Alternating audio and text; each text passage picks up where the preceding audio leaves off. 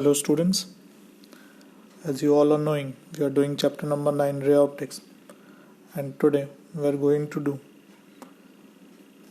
uh,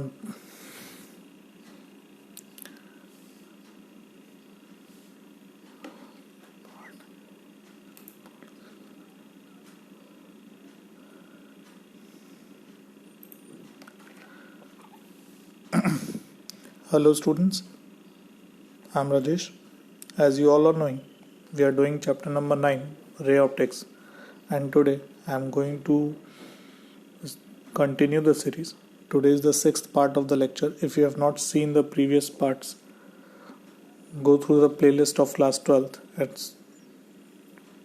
and see all those parts, because today we are going to use the topics which were studied in the previous parts. Today, what will be the lecture flow? Today we are going to study introduction to spherical lenses. Second topic is important definitions related to lenses, and third is lens maker's formula, which is the most important topic of the chapter. Now let us start. The very first thing we are going to study today is spherical lenses. What is a lens? The lens is a uniform, homogeneous, transparent medium which is bounded by either two spherical surfaces or one spherical and one plane surface. What is a spherical surface? I have told you the surface which is a part of a sphere is called a spherical surface. There are two types of spherical surfaces. One is concave, other is convex. So how we define lens? The definition of lens is a lens is a uniform transparent medium bounded by two spherical or one spherical and one plane surface. What are the type of lenses? Let us see. The one type is convexo-convex or biconvex lens. In this, both the surfaces are convex and both the surfaces have different radius of curvature. What is the radius of curvature? Radius of curvature is the radius of the sphere of which the spherical surface is a part. So both the surfaces have different radius of curvature. So it is called a biconvex lens. Second one is equiconvex lens. Here both the radius of curvature are equal. Third one is plano-convex lens. As you can see, one surface is plane, so its radius of curvature is infinity. Other surface is convex, so its radius of curvature is written as capital R. One surface is plane, that's why it is called plano-convex lens. Last one is concavo-convex. Just see, first surface is convex, the second one is concave. So this particular lens is called concavo-convex. Now let us come to other types. Next type is biconcave lens. What is biconcave lens? See, both the surfaces are concave and they have different radius of curvature. So it is called biconcave lens. Second lens is equiconcave lens. Its both surfaces have equal radius of curvature. Third one is plano-concave lens. As you can see, one surface is plane, another surface is concave. The lens is called plano-concave lens. And fourth one is convexo-concave. In this lens, the first surface is convex, other one is concave. You must notice the difference between concavo-convex and convexo-concave. In concavo-convex, the edge is thin, whereas in convexo-concave, the edge is broad. This is the main difference between these two lenses. So there are 8 types of lenses we have to study. Now let us come to important definitions related to lenses. What are the important definitions related to lenses? Let us see. The first definition is aperture. What is aperture? The refracting spherical surface of the lens is called aperture. The surface through which refraction takes place, that very surface of the lens is called aperture. Next one is center of curvature. What is center of curvature? The center of spheres of which the refracting surfaces or refracting surface, if it has one, is a part is called center of curvature. There are two refracting surfaces in biconvex and biconcave lens. Therefore, there are two centers of curvature also. Now, next one is radius of curvature. What is that? I have already told you today. Radius of curvature is the radius of a sphere of which the refracting surfaces are a part are called radius of curvature. Next one is principal axis. The straight line which joins both the center of curvatures, that very line is called principal axis, as you can see in the diagram also. Next one is very important, and it is optical center. What is an optical center? It is actually a point through which if a ray of light passes, so it passes undeviated, means the path of ray of light does not change. Let us see by a ray diagram. In convex lens, as you can see, the rays are going through the lens, but their path are not changing. Their path do not change. So this very point in the lens is called optical center. In case of concave lens, rays are passing undeviated through the point O, and that very point is called optical center. The ray does not suffer a path deflection when it passes through the optical center. Let us come to the next one. Next definition is first principal focus. What is a first principal focus? Actually, lens have two focus. One is called first principal focus. Second one is called second principal focus. So what is first principal focus? It is the fixed point on the principal axis such that rays starting from this point in case of convex lens and or appear to go toward this point in case of concave lens, and both these rays after getting refracted from the lens becomes parallel to the principal axis. As you can see in the diagram, in case of convex lens, there is a point on the principal axis from which the rays are starting, they falls on the lens, and after getting refracted they becomes parallel to the principal axis. So that very point is called first principal focus. In the same manner, in the case of concave lens, what happens? Rays are moving towards the lens and they appear to intersect at a common point on the principal axis. But when they fall on the lens, they become parallel to the principal axis. Now what happens? That very point where they appear to go on the principal axis, that very point is called first principal focus. Next definition is second principal focus. When rays are coming parallel to the principal axis, then after getting refracted from the lens, either they cut at a common point on the principal axis or they appear to cut at a common point on the principal axis. So that very common point on the principal axis is called second principal focus. As you can see in the ray diagram, in the case of convex lens, rays are coming parallel to the principal axis. After getting refracted, they cut at a common point, and that very common point is denoted as F2. So that F2 is our second principal focus. In case of concave lens, rays are coming parallel to the principal axis, but after getting refracted, they diverge from each other. But when we extend the rays behind the lens, they cut at a common point, and that very common point is called focus. So focus is what? Focus is a point on the principal axis at which either ray cut or appear to cut after getting refracted from the lens, if the incident rays are coming parallel to the principal axis. Next definition is focal length. What is focal length? So focal length is basically the distance between the optical center and the second principal focus, not first principal focus.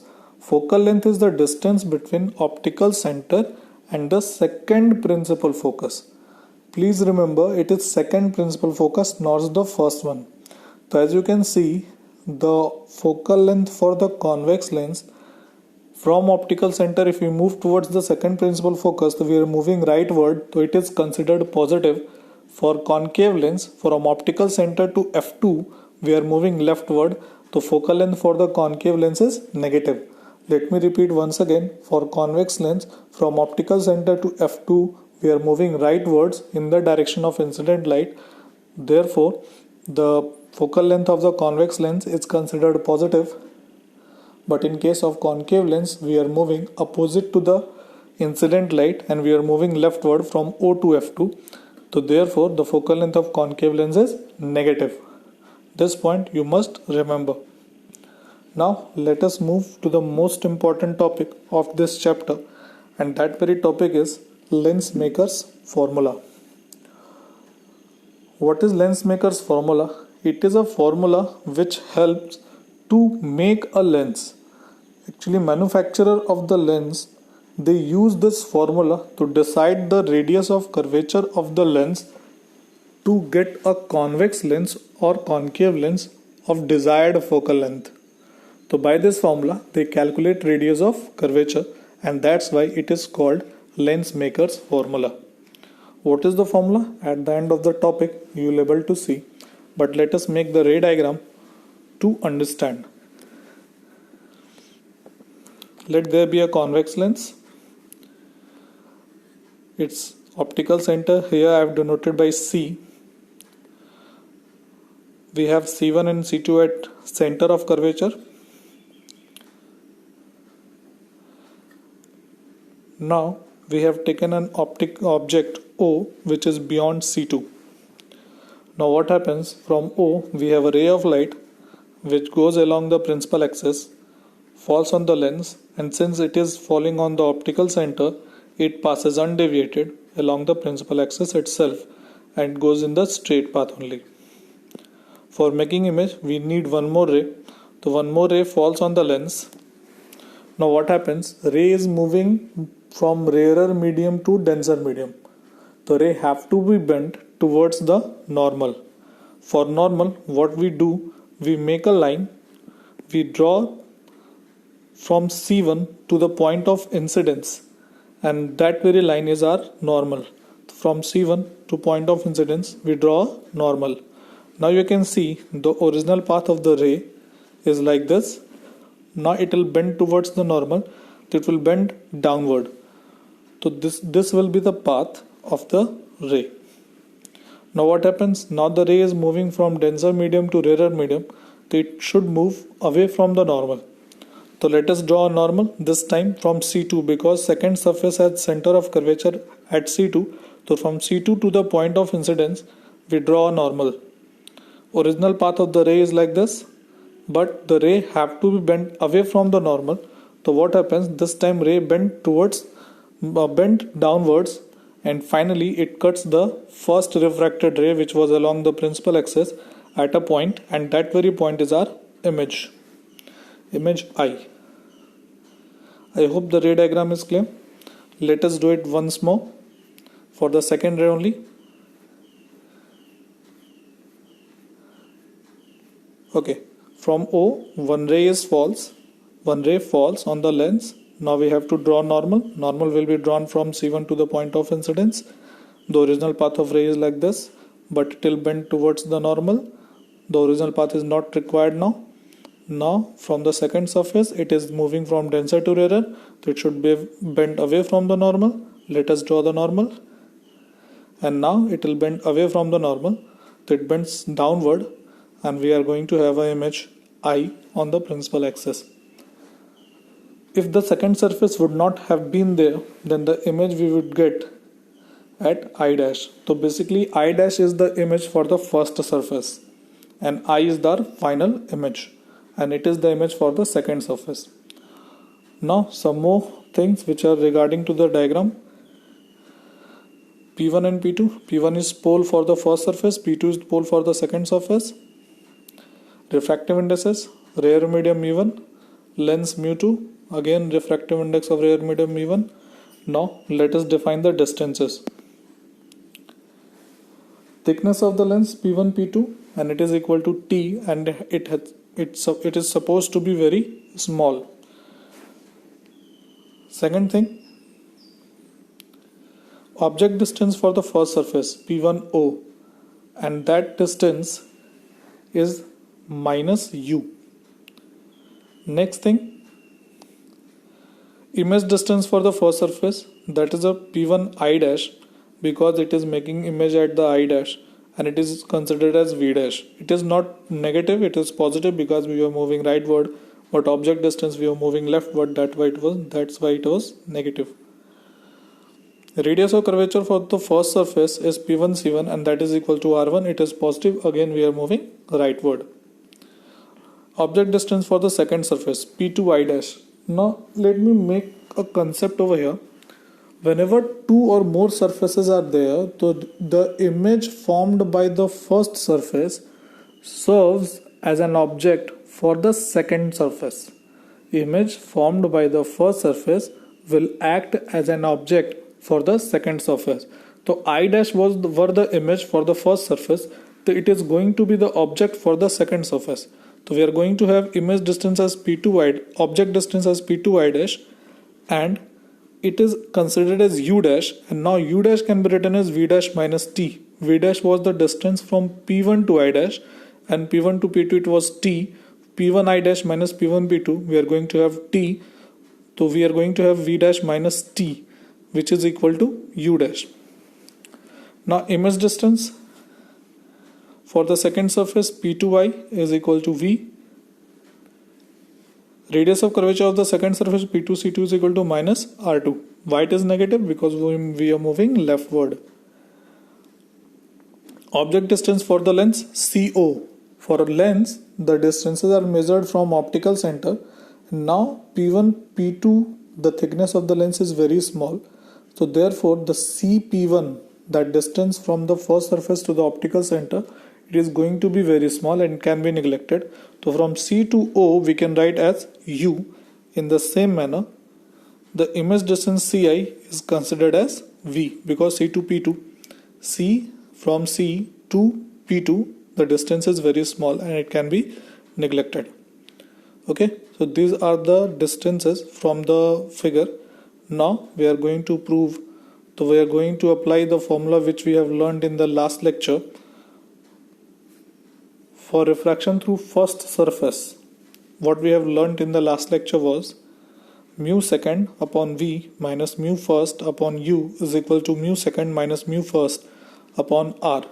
Second medium was the medium which consists the refracted ray, and first medium is the medium which consists the incident ray. So using this formula, we are going to have mu2 upon v dash minus mu1 upon u is equal to mu2 minus mu1 upon r, because for the first refraction the lens is the second medium and the medium outside the lens is our first medium. The second medium is mu2 upon image distance v dash minus first medium is mu1 upon object distance u is equal to mu2 minus mu1 upon r1. One more confusion can be there, and that confusion is why we have not used the sign convention. Actually we are proving the general formula. We are not proving it for a convex lens, we are proving it for all the lenses, and that's why we have not used sign convention. If we use sign convention, then the proof will be for this particular case only, not it will be the general formula. Although if you use sign convention, the result at the end will be same. Now for the second surface, let this be question number 1. For refraction through second surface, now the medium outside the lens will become our second medium, and the medium of the lens will become our second medium. The medium of the lens will become our first medium because ray is moving from the lens to the outside. So mu1 and mu2 get interchanged. What we are going to have now, it will be mu1 upon v minus mu2 upon u dash, because object distance for the second surface is u dash, and that is equal to mu1 minus mu2 upon r2. Now u dash can be replaced as v dash minus t. The new equation will be mu1 upon v minus mu2 upon v dash minus t is equal to mu1 minus mu2 upon r2. Now t is very small, that can be neglected. So we are going to have mu1 upon v minus mu2 upon v dash is equal to mu1 minus mu2 upon r2. This will be our second equation. Now we have our two equations. Adding equation 1 and 2, we are going to add them. So as you can see, mu2 upon v dash will be cancelled out. So in the left hand side we are going to have mu1 upon v minus mu1 upon u is equal to, in the right hand side, mu2 minus mu1 upon r1 plus mu1 minus mu2 upon r2. In the left hand side we are going to take common mu1. So we are going to have mu1 in bracket 1 upon v minus 1 upon u, and it is equal to mu2 minus mu1 in bracket 1 upon r1 minus 1 upon r2. In the right hand side we have taken common mu2 minus mu1, but see in the second term it is mu1 minus mu2, so then there is one additional minus sign, and because of it we are going to have 1 upon r1 minus 1 upon r2. Now mu1 is transferred to right hand side. We are going to have 1 upon v minus 1 upon u is equal to mu2 minus mu1 upon mu1 in bracket 1 upon r1 minus 1 upon r2. Now after solving it, we are going to have 1 upon v minus 1 upon u, and it is equal to mu2 1 minus 1 1 upon r1 minus 1 upon r2. Let this be equation number 3. Now we all know that if the object is at infinity, then by definition the image should be at focus. If u is equal to infinity, then v is equal to f. This is the basic definition of the focal length. So what will happen? If we put the values, we are going to have 1 upon f is equal to mu2 1 minus 1 in bracket 1 upon r1 minus 1 upon r2. Let this be equation number 4, and this equation number 4 is called our Lensmaker's formula. This was the formula we were proving. So this is our main formula. 1 upon f is equal to mu2 1 minus 1 1 upon r1 minus 1 upon r2. Remember that the lens medium is mu2 and the medium outside is mu1. So in this way it is written mu2 1 minus 1. Now if we are comparing equation number 4 and 3, so what we are looking at, the right hand side of both the equations are same. So we can write 1 upon f is equal to 1 upon v minus 1 upon u. This will be our thin lens formula. This formula 1 upon f is equal to 1 upon v minus 1 upon u, it is called thin lens formula. So we have two formula here. One is 1 upon f is equal to mu2 1 minus 1 1 upon r1 minus 1 upon r2.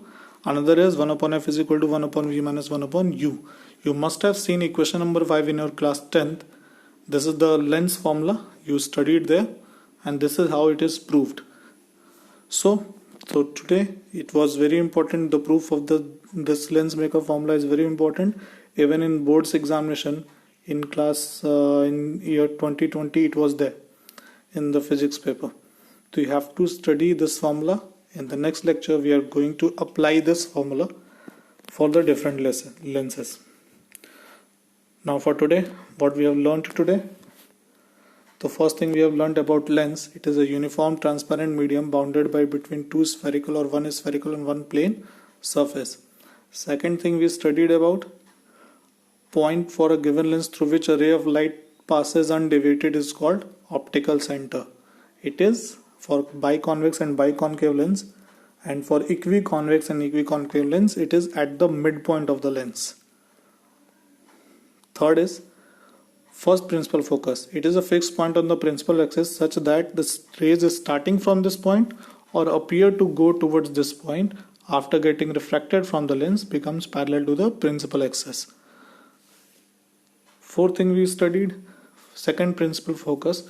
It is the point on the principal axis at which the rays of light appears to intersect or intersect after getting refracted when the incident light was parallel to the principal axis.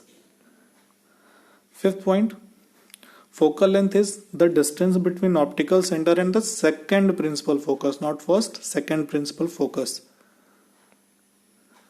Sixth one is the Lensmaker's formula we have studied today, and it is 1 upon f is equal to mu2 1 minus 1 1 upon r1 minus 1 upon r2. Next and last point we studied the thin lens formula, and it is equal to 1 upon f is equal to 1 upon v minus 1 upon u. So this is all we studied today. Let us see what is the home assignment. The first question is derive lens maker's formula for concave lens. As I have done for convex lens, you have to derive the same for the concave lens. Derivation is same, only the thing you have to make the ray diagram and define the distances accordingly. Second thing is why lens maker's formula is called so. I have told in the beginning of the proof. If you don't remember, look at the video once again. This is the benefit of online lecture. You can repeat the lecture as you want. Third one is apply lens maker formula to determine the focal length of biconvex lens whose radii of curvature are 10 cm and 15 cm. The refractive index of the material of the lens is 1.5. This kind of question I have given in advance. Actually, this kind of question we are going to discuss in the next video lecture. But just give it a try if you are able to. Remember that sign conventions will be applied. In this case, sign conventions will be applied. So this is all for today. Thank you.